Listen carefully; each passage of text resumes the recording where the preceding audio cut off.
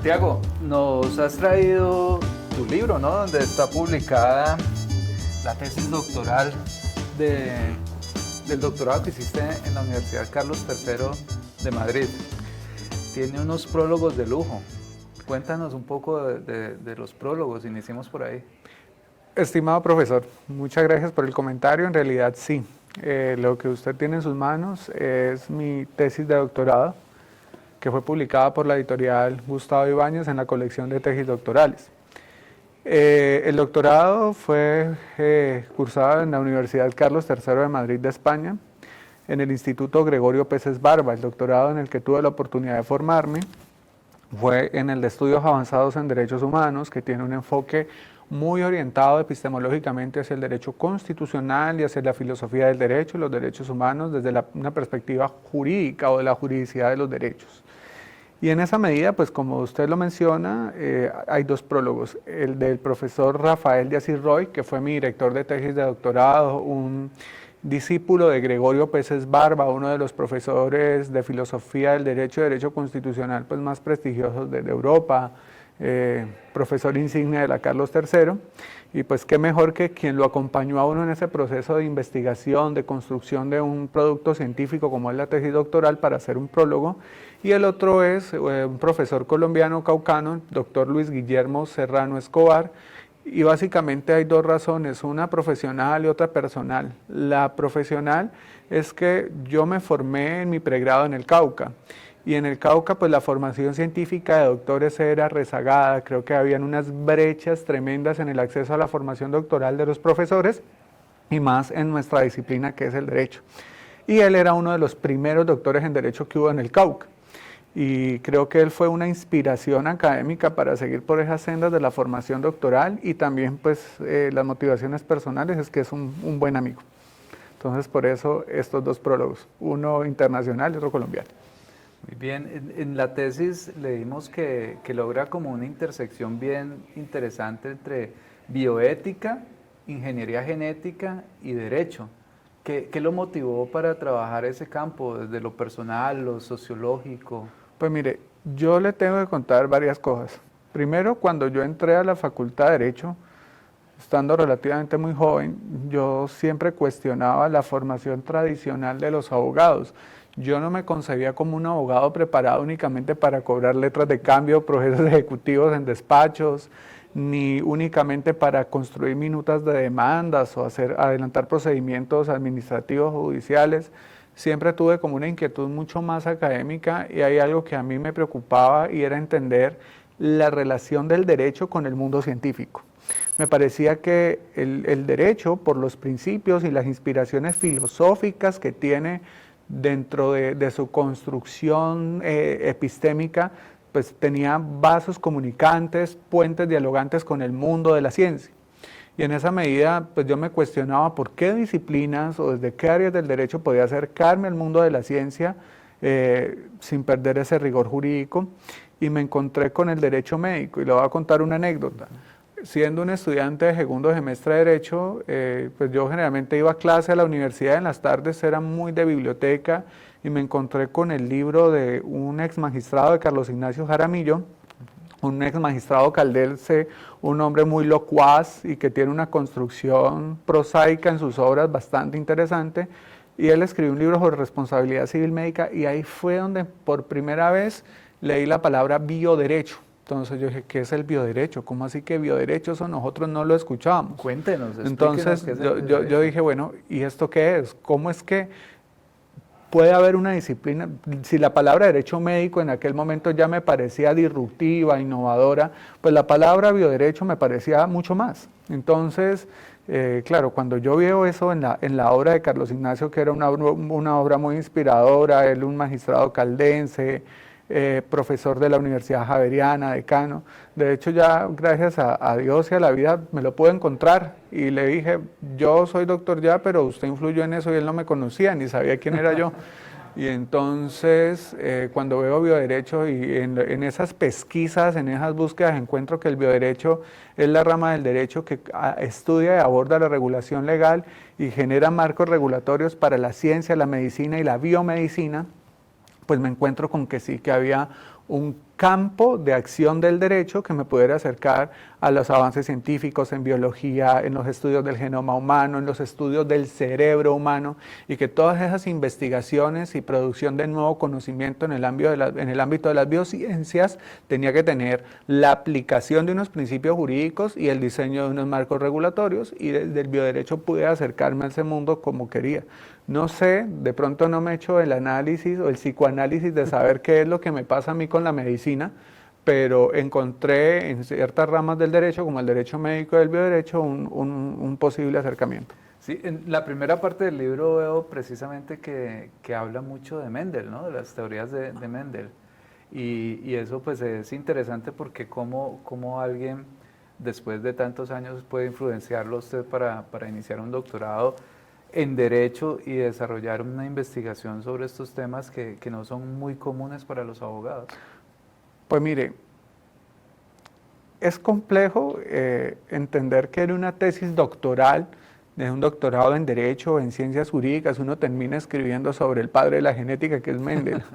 Es muy poco común que dentro del estado del arte o dentro del estado científico un abogado tenga que acercarse a George Mendel.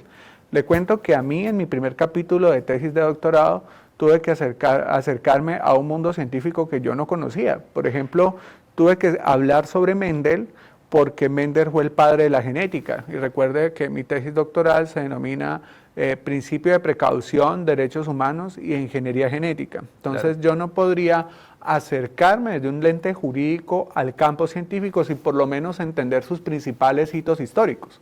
Entonces, en el primer capítulo de tesis de doctorado, yo tengo que acercarme a Mendel y contar un poco cómo surge la genética y lo que se iba a denominar después ingeniería genética o bioingenierías. Entonces, lo que tuve que hacer fue decir, Mendel es el padre de la genética, fue uno de los primeros referentes en el mundo de las ciencias naturales que descubrió que la transmisión hereditaria, la transmisión biológica hereditaria se hacía a través del gen, y ese fue el aporte de George Mendel. Un sacerdote, ¿no? Porque fue un monje, encontró como en la vocación religiosa el escenario para producir científicamente. Y eso a usted que le gustan los temas teológicos, yo creo que le debe parecer importante porque siempre ha habido una tensión entre el fenómeno religioso y el mundo científico. Claro. Parece ser que fuese un divorcio que existe entre los dos, pero la historia de Mendel como que reconcilia esa divergencia, esas tensiones entre lo religioso y lo científico, porque George Mendel, pues los que de pronto han podido revisar su biografía, podrán encontrar que Mendel se fue a un monasterio porque era en el mundo eclesiástico el único escenario donde podía investigar y crear libremente. Claro, porque es que los libros estaban ahí. Claro, ahí estaban en las abadías y los monjes eran los que tenían acceso. Y no solo Mendel, pues de hecho yo he estudiado el tema un poco y muchos hombres y mujeres que hicieron avanzar la ciencia, pues han sido muy cercanos, de hecho, a la Iglesia Católica. Ahora mencionaba usted el principio de precaución. Entonces, la tesis tiene que ver con bioderecho, principio de precaución y biotecnología. Y es muy innovador ver cómo el principio de precaución, que es un principio que uno lo encuentra siempre, es en el derecho pues, de la ecología, en el medio ambiente, en el derecho del medio ambiente, lo ha traído usted y lo ha insertado de una forma, digamos, muy interesante a la bioética y la biotecnología. Cuéntenos un poco sobre eso. Pues lo que sucede es que el mundo científico avanza a pasos vertiginosos. De hecho, todos los que investigamos en el ámbito biocientífico, que nos preocupamos por los avances de las biotecnologías y de las neurotecnologías hoy, partimos de la base de que no todo lo que es científicamente posible es éticamente permisible ni jurídicamente plausible. Claro. Entonces, los avances científicos que han marcado la historia de la humanidad, que marcaron el siglo XX, como el descubrimiento del ADN, como la realización de las primeras técnicas de reproducción humana asistida, el primer nacimiento de los bebés probeta, la realización de técnicas genéticas como la clonación, las terapias génicas en línea somática y germinal, la modificación del ADN de los embriones, la posibilidad de diseñar seres humanos a la carta o de crear seres humanos para salvarle la vida a otros, predisponiendo, adulterando su componente genético, entre otros hitos y hechos que revolucionaron el mundo científico, llevaron a la ciencia algo, y es que necesitamos límites. Y no podemos seguir avanzando sin pedir unos límites y sin que alguien nos regule, porque ya estamos pasando las fronteras de lo que la misma naturaleza lo permitía. Eso lo dijo Habermas. De hecho, Habermas, en el futuro de la naturaleza humana, usted sabe que Habermas es uno de los filósofos contemporáneos más relevantes de la humanidad en todos los campos. Yo creo que, no sé si podemos ubicar a Peter Singer en las mismas condiciones de Habermas, pero sí Habermas creo que fijó línea filosófica para muchas cosas, entre ellas para la regulación de la genética. Y Habermas dijo, el mundo genético necesita que el derecho regule. No puede seguirse avanzando científicamente sin haber un marco jurídico, un marco regulatorio que limite los avances de la medicina, además para no caer en algo que la misma literatura dice, la famosa pendiente resbaladiza, que es avanzar, avanzar, avanzar hasta ir a un abismo moral y un abismo jurídico.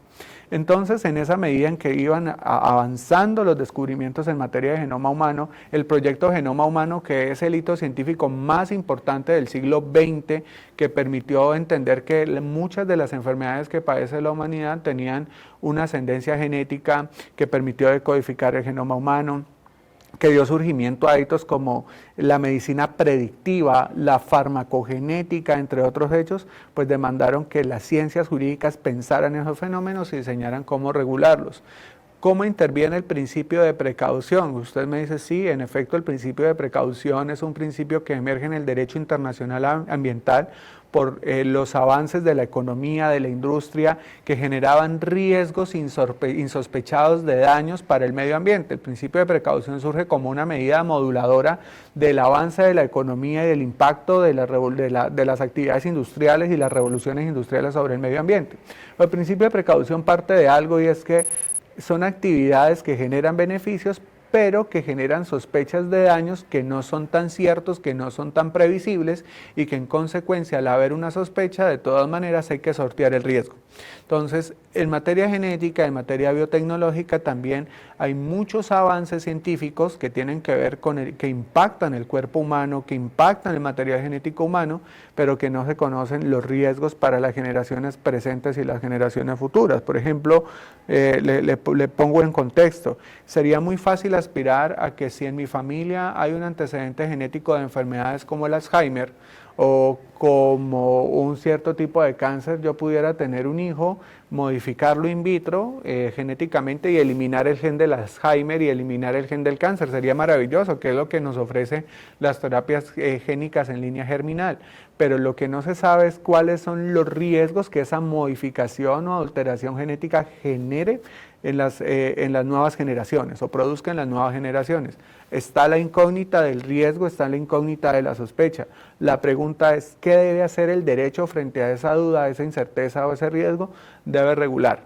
Y debe regular de una manera cauta, en la medida en que el riesgo, que todavía no es predecible desde el punto de vista de la certeza, se pueda gestionar para proteger intereses de mayor valor, y ahí es donde entran el elenco de los derechos humanos y cómo el discurso de los derechos humanos se vincula a una regulación en materia genética. Y por eso es que en la tesis doctoral defendemos que definitivamente el norte moral y jurídico para regular las tecnociencias y las biociencias deben ser los derechos humanos, por supuesto entendidos más desde una perspectiva biológica, bioética, y no solamente política como tradicionalmente se han visto. Eso tiene un contenido político importante. Entonces hay unos límites que se deben imponer, digamos, a esas intervenciones que se hacen o que se deben hacer por parte del derecho. Y hay unas intervenciones que son somáticas y unas intervenciones que son germinales, plantea usted en la tesis doctoral. Sí. ¿Por qué no nos cuenta un poco más la diferencia entre este tipo de intervenciones y cómo el derecho puede convertirse en un regulador efectivo para, digamos, salvaguardar la ética en el comportamiento humano y evitar que podamos ir, digamos, hacia una autodestrucción de nuestra especie? Pues la pregunta que usted hace es importante, profesor, porque las implicaciones jurídicas y éticas de una intervención somática a germinal son muy diferentes. Le doy un ejemplo. Hoy es posible, gracias a los descubrimientos en materia genómica, que el cáncer se trate a través de terapias génicas mediante la introducción de una información celular que se reproduzca en el cuerpo humano, que elimine la información que hay en las células de información cancerígena, de células cancerígenas, las elimine y las renueve por una información genética correcta que se reproduzca en el cuerpo a través de vectores. Eso se llama terapia génica somática, y aunque hay muchos riesgos que sortear, riesgos que se pueden gestionar a través de una clara información, a través del consentimiento informado, la previsibilidad científica de los riesgos, se puede permitir con todas esas salvedades, y son riesgos que asume el paciente que se somete a un tratamiento experimental o de la magnitud del impacto que puede ser una terapia génica somática. Pero el problema con la germinal es que la germinal implica la modificación del genoma humano en etapa embrionaria y en los gametos que transmiten la información genética, como el óvulo, como el espermatozoide, y los riesgos que se presentan es que al haber un daño que se produzca en el embrión, un daño genético, este daño puede generar sospecha de ser transmitido a las generaciones futuras, de modo que ahí el derecho no solamente tiene que sortear o proteger los bienes jurídicos del sujeto humano en etapa embrionaria que se somete al procedimiento, sino de la descendencia. Entonces ahí es cuando empiezan a haber complejidades filosóficas respecto de quiénes son titulares de derechos, si las generaciones futuras lo son o no, en el contexto de las técnicas. En ese sentido, profe, quiero sacar un poquito pecho. Mire que hace más de 20 años, cuando hice el trabajo pues, de grado para mi pregrado de Derecho, lo hice sobre eso. El tema era, se llamaba manipulación genética en seres humanos desde el punto de vista jurídico y social. Y ahí hacía un planteamiento, y es que si se pueden modificar los bebés desde antes del nacimiento, pues el embrión, para que sea un bebé como a la carta, por decirlo de alguna manera, es decir, que se pueden hacer mejores en el sentido de más altos, más fuertes, de pronto más inteligentes, con unas características especiales mejoradas, pero si a esos tratamientos se puede acceder solo con dinero, pues las personas que tienen dinero pueden mejorar sus bebés, ¿cierto? Los naciturus. Así que creería que con el tiempo inclusive podría haber un distanciamiento entre los ricos y los pobres, pero ya a nivel biológico y a nivel genético, que inclusive podría pensar que se separan tanto la raza humana que podríamos pensar en unas diferencias demasiado grandes, y eso traería como una imposición de pronto política, de pronto económica. ¿Cómo ve usted esa teoría? Pues lo primero que le tengo que decir es que tiene usted razón en sacar pecho, porque si estos temas resultan novedosos hoy, imagínese hace 20 años. Claro. Entonces usted tenía una perspectiva muy visionaria de los temas que iban a ocupar la reflexión científica del derecho. Entonces, por el lado, tenía toda la razón. Estos debates se mueven filosóficamente entre dos corrientes, el transhumanismo y el bioconservadurismo, y las diferencias bioéticas entre lo que es la terapia y la mejora. Los transhumanistas defienden que los seres humanos y la condición humana puede ser mejorable y perfectible a través de la intervención de las bioingenierías. Defienden que los seres humanos tienen derecho a buscar un mejor futuro y a la búsqueda incluso de proyectos existenciales con menos sufrimiento, con mejores dotaciones intelectuales, físicas, psicológicas, etcétera, y por qué no hacerlo a través de la modificación o alteración del genoma. Los bioconservadores, por el contrario, se oponen a este tipo de mejoras o de intervenciones por los riesgos a alterar la naturaleza y, por qué no, por discusiones teológicas subyacentes, como el jugar a ser Dios, por ejemplo. Entonces, ahí hay como las dos tensiones. Desde la perspectiva de la terapia y la mejora, pues hay, digamos, quienes consideran que es posible defender estas intervenciones jurídicas y bioéticamente con el argumento de que lo que buscan las intervenciones genéticas es curar la enfermedad, paliar el sufrimiento. Si se hace a través de la medicina tradicional, ¿por qué no hacerlo desde las intervenciones en el genoma humano que además erradicarían esos males? Cuando la finalidad es terapéutica, creo que es jurídicamente aceptable y bioéticamente defendible. El problema es cuando lo que se busca es el perfeccionamiento de la especie. Y es ahí donde emergen las críticas morales, y económicas y legales. Y lo que usted menciona es cierto, es probable que se abran las brechas si ya hay escenarios de discriminación por razón de género, por razón racial, políticas, económicas, pues ahora la condición económica puede ser un escenario donde también se acentúen esas discriminaciones. Fíjese que desde el punto de vista de los que defienden estas posibilidades de mejora, dicen si la autoridad parental, que es un derecho que tienen los padres para escoger sobre el tipo de crianza, educación que le dan a sus hijos, sobre la salud, el deporte, la recreación, pues ¿por qué no van a poder ofrecerle a su hijo algo mucho mejor a partir de la modificación genética de los hijos? Pero por el otro lado está quienes dicen, ¿y quiénes van a poder tener acceso a ese tipo de mejoras si lo que va a incidir o va a determinar el acceso van a ser las dinámicas del mercado? ¿Cuál es la posición del Estado? El Estado, desde las lógicas del Estado social de derecho, intervendría para facilitar a los menos favorecidos en las fluctuaciones económicas el acceso a estas técnicas, o por el contrario el Estado intervenir siendo más cauto y prohibiendo en tanto no sea una opción de acceso para todos. Y ahí es donde viene en el elenco de los derechos humanos y de quienes defienden la creación de nuevos derechos humanos que se apliquen y que limiten ese tipo de intervenciones.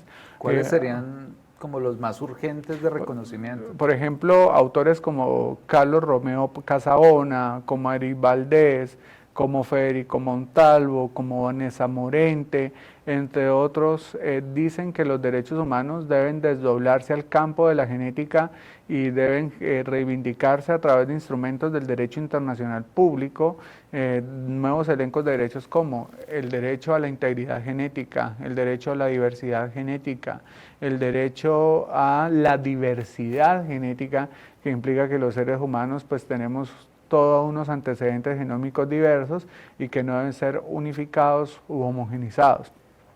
Y yo también diría que el acceso al progreso científico, que es un derecho humano, que en tribunales internacionales como la Corte Europea de Derechos Humanos, la Corte Interamericana de Derechos Humanos se ha venido desarrollando en sus contenidos. En el caso latinoamericano, por ejemplo, está el caso Artavia Murillo versus Costa Rica, que tiene que ver con la responsabilidad que se declaró internacional contra el Estado de Costa Rica por un decreto, la derogación de un decreto que negó el acceso a la fecundación in vitro.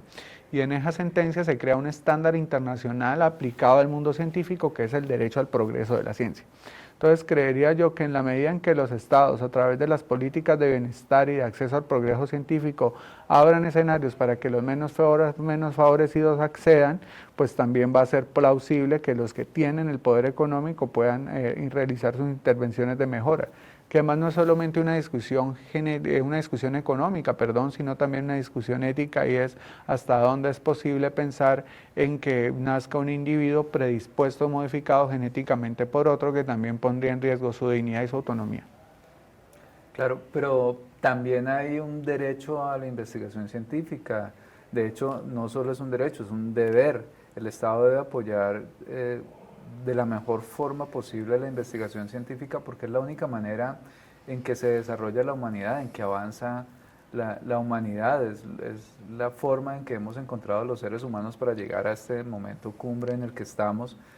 Y entonces quisiera preguntarle, este derecho, digamos, a la investigación libre, la investigación científica libre, ¿cómo digamos, conflictúa con el principio de precaución y los límites de los que hablamos que se deberían imponer desde el principio de precaución?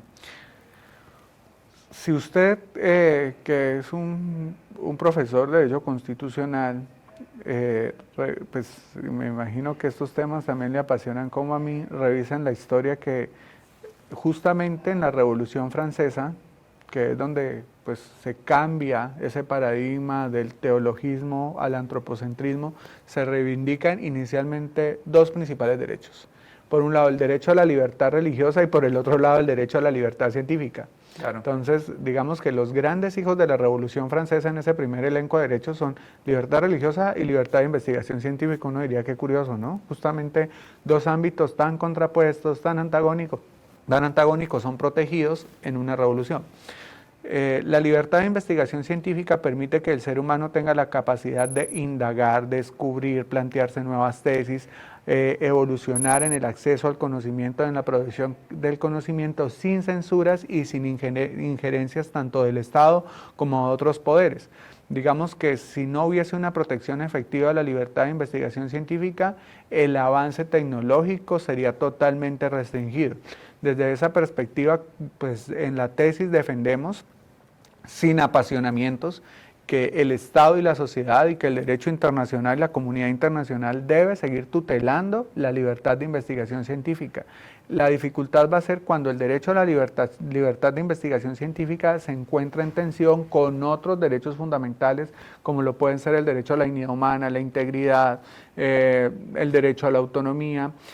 Y esa tensión se da precisamente porque el principio de dignidad humana, que es el fundamento axiológico de todos los derechos humanos desde la perspectiva kantiana, parte de la base de que el ser humano es un fin y no un medio para. Entonces, en aquellos escenarios en los que los seres humanos sean instrumentalizados, cosificados y reducidos a un medio, es donde se debe limitar la investigación científica, o cuando se pongan otros derechos como la integridad, etcétera, en tensión. Ahí viene el principio de precaución como un modulador de esas tensiones entre libertad de investigación científica y otros derechos. Por ejemplo, cuando se advierta que el sujeto de experimentación va a sufrir afectaciones a su integridad, por más libertad de investigación científica que haya, deben haber unas barreras jurídicas, y es no permitirse en tanto no haya certeza de los beneficios y se pueda hacer esa ponderación riesgo-beneficio tan importante en esos ámbitos. Y precisamente desde la investigación científica quisiera preguntarle, ¿cómo abordó usted la metodología para identificar esos riesgos que se presentan en el avance y el desarrollo de la bioética y la biotecnología? Pues el método fue ser muy estricto en la revisión de la literatura científica. Al final la ciencia se puede regular sola. La misma ciencia le advierte al contexto, al panorama académico, cuáles procedimientos pueden alertar de beneficios, pero cuáles procedimientos generan bastantes incertezas. Por ejemplo, la clonación. La clonación es una técnica genética que hoy se puede realizar. Está prohibida la clonación reproductiva, que es crear seres humanos idénticos a otros, pero está permitida la clonación terapéutica, que es crear embriones con la misma información genética de otros, obtener embriones producto de las técnicas de reproducción humana asistida, y después, cuando llegan a un momento biológico de división celular, dividirlos para cultivar órganos in vitro. Esa clonación sí se permite. Entonces, en ese caso, cuando los riesgos de daños no son tan previsibles, tan advertibles, es cuando la precaución entra y dice no se debe permitir por la sospecha de daño. Aquí en Colombia, la sentencia de glifosato creo que fue una sentencia que invocó el principio de precaución. Claro. Claro, y saliendo de Colombia, es decir, como en el plano internacional, ¿qué jurisprudencia hay al respecto? ¿Se ha tratado a nivel de pronto de la Corte Interamericana de Derechos Humanos? ¿Cómo se avanza en el plano internacional en este sentido? Pues lo curioso es que hasta el momento en que se defiende la tesis de doctorado, que fue en el año 2024, no había un gran elenco jurisprudencial en el que fueran enjuiciadas las técnicas genéticas, excepto el caso Paván versus Italia, en la Corte Interamericana. Y en esa sentencia la Corte advirtió que fue un asunto donde se negaba el acceso al diagnóstico genético preimplantorio. En ese caso la sentencia invocó el principio de precaución y dijo que este debía ser un principio modulador de las técnicas genéticas. Igual lo hizo la Corte Interamericana en Artavia Murillo, pero digamos que ha tenido un desarrollo jurisprudencial bastante acotado, lo que hace que los doctrinantes puedan hablar y discutir mucho más. insisto en que autores como Ulrich Beth, Carlos Romeo Casabona, Eric Valdés, son autores que han hablado sobre la aplicación del principio de precaución en técnicas genéticas. Sí, ¿y qué papel jugarían digamos, los tribunales constitucionales en la aplicación precisamente de este principio de precaución en estos temas de genética? Pues yo pienso que los tribunales constitucionales, en las democracias, en los estados constitucionales que tienen la última palabra en la interpretación y en la determinación del contenido de los derechos, podrían hacer mucho en fijar criterios. En el caso colombiano, ¿cuál ha sido el problema? Que en Colombia la Corte Constitucional, por ejemplo, no ha tenido ocasión de pronunciarse respecto del enjuiciamiento de técnicas genéticas. Lo que sí pasó aquí en Colombia fue que se presentó un caso de bebé medicamento o hermanos salvadores. Rápidamente le cuento el caso. Era un niño que tenía anemia de Fanconi. Ya se habían realizado varios tratamientos y se había buscado que los padres fueran donantes de médula, pero eran incompatibles con el niño. Entonces, lo que ofreció el médico tratante en esa ocasión fue que a través de la fecundación in vitro se creara un bebé, un embrión, y a través del diagnóstico genético preimplantacional se asegurara que el hermanito enfermo o que el embrión fuera compatible con el niño que estaba enfermo.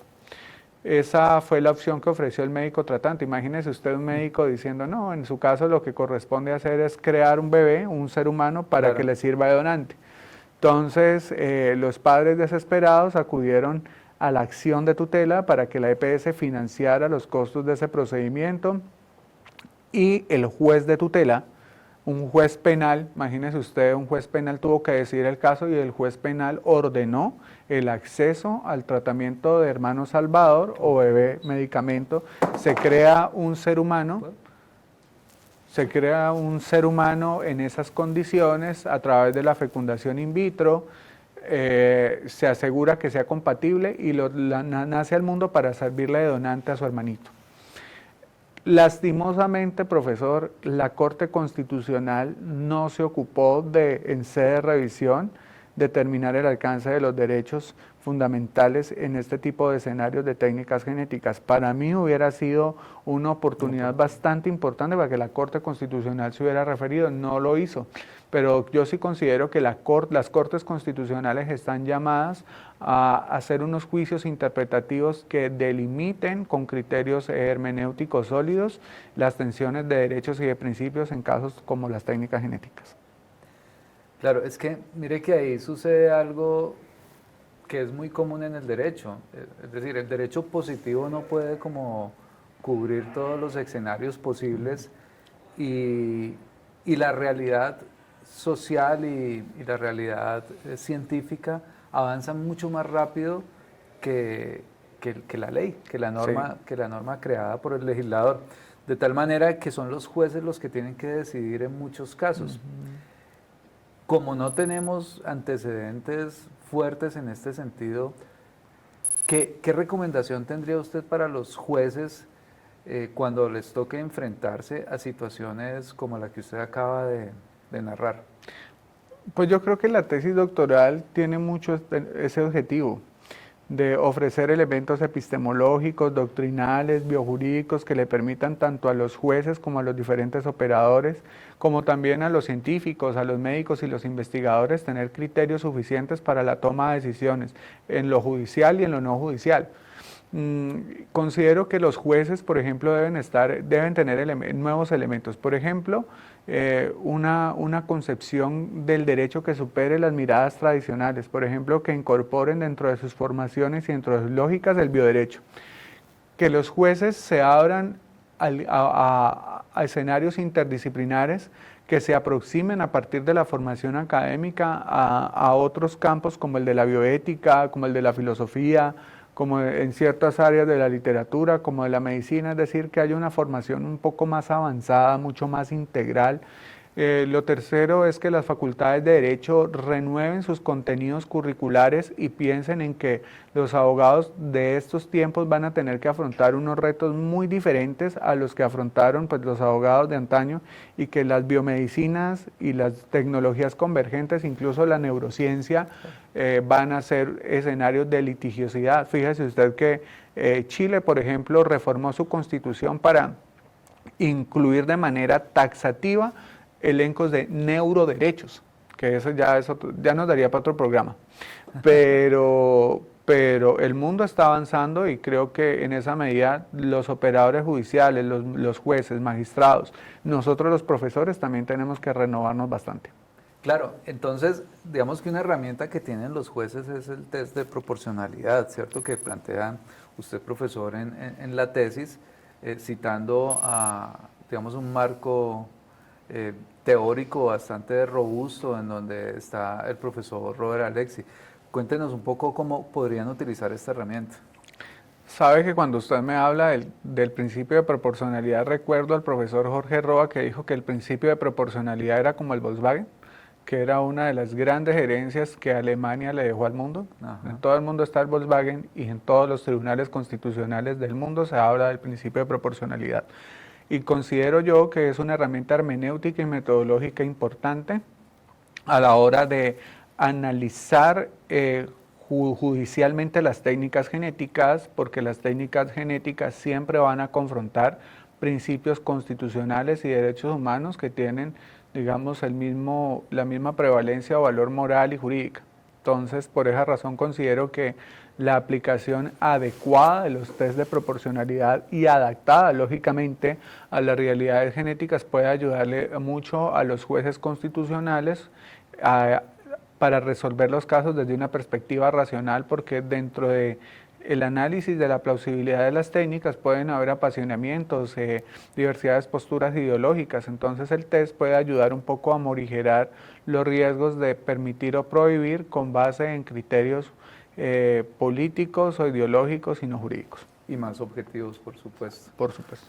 Profesor, para terminar, quiero preguntarle cuál es el aporte que usted cree que la tesis doctoral, o que con seguridad la tesis doctoral, está haciendo al mundo jurídico, al mundo científico, en cuanto a la imposición de estos límites, en cuanto a esta manera bastante ingeniosa de utilizar el principio de proporcionalidad en un campo específico donde antes no se había utilizado. Eso en sí mismo ya creo yo que es un avance para la ciencia jurídica, pero ¿cuál cree usted que es los principales aportes que la tesis le ofrecen al derecho? Pues yo considero que podría ser pretencioso que yo mismo le enumere los aportes, ojalá lo encuentre en otros, pero digamos que, modestia aparte, podríamos decir que un aporte es haber visibilizado el problema científico que dentro de la literatura constitucional y los derechos humanos pues no era tan frecuente estudiar. Entonces ese ya creo que es un aporte. El segundo aporte que hace es que a partir de mi investigación he encontrado gente que comparte las posturas que defendimos en la tesis y que han producido y nos han citado de manera generosa en sus trabajos de doctorado, también en sus artículos, apoyándonos, y también hay otros que nos contradicen. Entonces, el hecho de generar la controversia intelectual y la inquietud intelectual ya es otro aporte. Hay gente afín, hay gente que no es tan afín. Recibí la llamada, por ejemplo, de un buen amigo magistrado de Ecuador, y él estaba en completamente desacuerdo conmigo, y de hecho citó mi tesis en una sentencia, pero justamente para decir que no estaba de acuerdo. Y eso es importante. Y el tercer aporte que le hace la tesis es a ofrecer soluciones para crear marcos jurídicos, para resolver tensiones y para conciliar bienes jurídicos que siempre van a estar en controversia a la hora de hablar de ingeniería genética, y que no solamente se limitó a hablar de las tensiones en campo de la ingeniería genética, sino a avisorar otro tipo de tensiones como las que puede generar la robótica, la inteligencia artificial y las neurociencias. Profesor, muchas gracias. Sin duda alguna, la tesis que usted ha planteado es una herramienta de trabajo para todo aquel que quiera profundizar sobre estos temas de bioderecho, bioética, biotecnología, nuevas tecnologías, y pues visto desde esta óptica ética tan clara y tan contundente que usted planteó en la tesis, le agradezco mucho por estar en el programa Pensar al Derecho y espero tenerlo de nuevo acá en el set para una posterior entrevista. Gracias a usted, doctor, por la invitación y siempre va a ser un gusto estar aquí. Gracias.